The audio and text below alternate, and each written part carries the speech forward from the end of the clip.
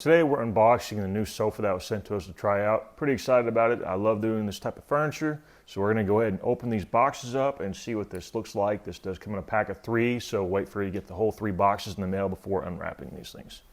All right, so when you pull these out of the box, you're gonna see that they're wrapped in plastic and they're vacuum sealed. So it's gonna protect them on the way to you. If the box gets wet, you don't have to worry about it because they are protected. This is wrapped in saran wrap. And once you take that off, we can go ahead and open up the inside bag.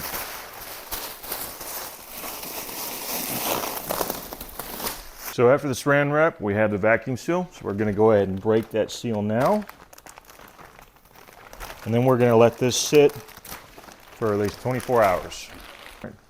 So this is what it looks like right now. We just took the plastic off of it. Right now it's still getting the air into the foam and expanding. All these wrinkles will be out of this as soon as it gets all the air returned to it.